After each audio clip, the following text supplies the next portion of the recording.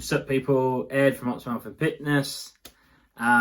Today, video on the truth of weight loss and how it actually works over a significant period of time, especially if you're dropping a lot of weight.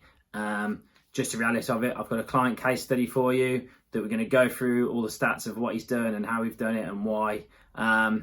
Please like and subscribe, people. Let's get into it.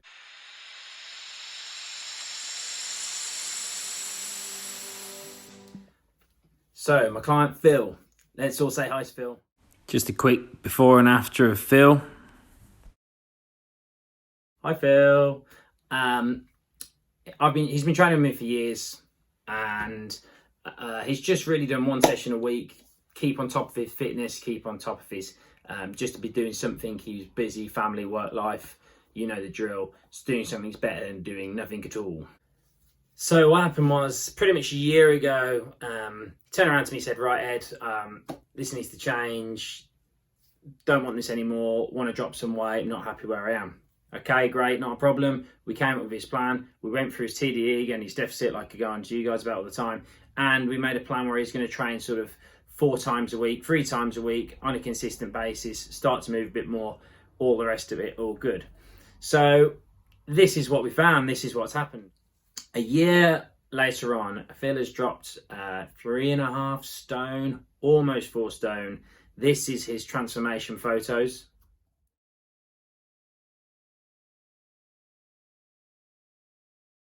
I mean, he looks fantastic. He feels and looks like a different man. He's more enthusiastic about like everything. And I'm really proud of the work he's done. But I just wanted to go through you guys why he's done what he's done and how it's really happened and how it's worked. So we took stats for all of Phil's stuff.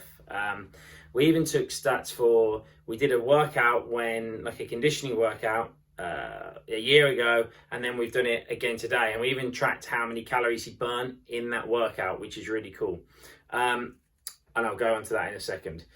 So the first thing we found is that if you look at his graph of the weight loss that he tracked, you can see how he started at well over 16 stone and now he's down just over 13 stone and still going.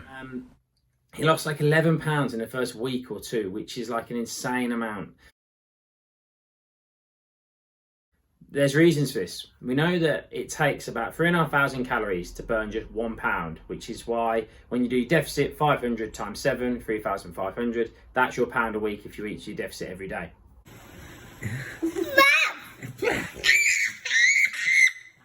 Any more exercise you do on top of that, however many calories you burn, adds it all up, and that's where you get like your 1.5 pounds a week from, which is realistic and sustainable, which is what we go off.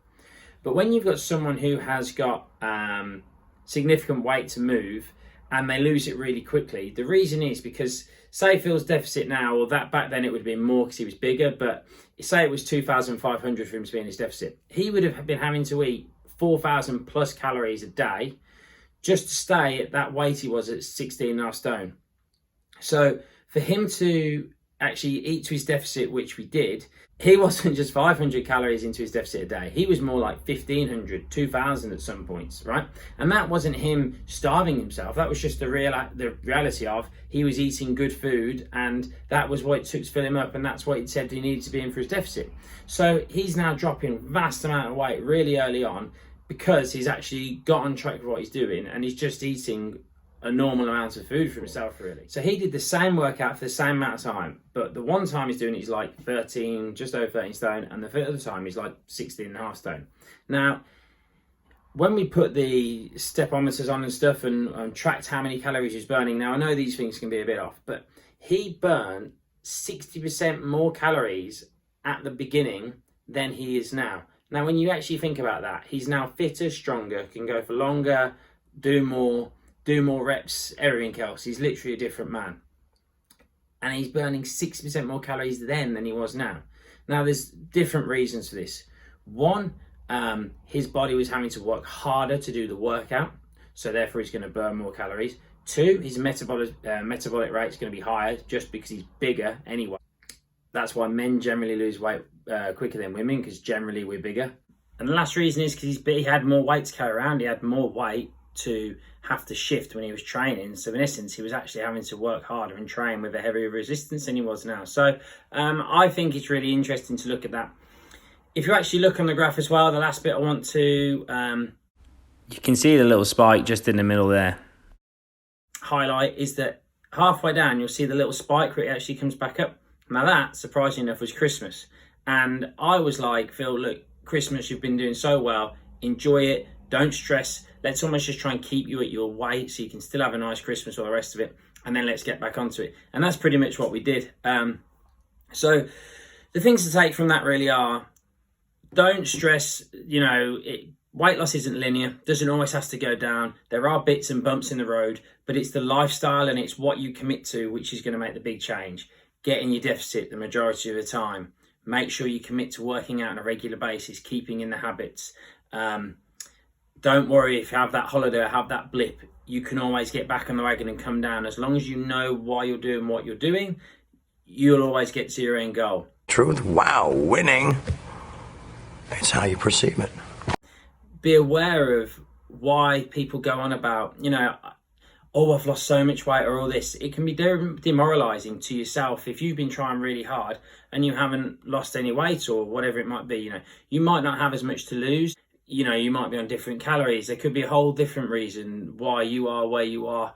Make sure that it's sustainable and realistic. This has taken Phil a year to do this. Now, having said that, I'm all for short-term courses and high focused parts of training where we can go, right, this is what we're going to do. We're really going to hit it hard, because if you see his initial results, it's great. And that gave him the real focus and motivation to keep it up, because he knew what he was doing was working and knew if he kept with it, it'd be working. So that's where doing something quite high intense for a short period of time can be great. And then we can make it more sustainable over the long run. So I hope this helps, guys. I hope it gives a bit of insight into what is the actual reality of weight loss and how it works. Any questions, feel free to fire away. I'm really proud of the work that Phil's done. He's been great, privileged to work with. Really proud of him. He's really put some hard work in, because this stuff is hard work to do if you want to get the results that you want. So kudos to him. Brilliant stuff.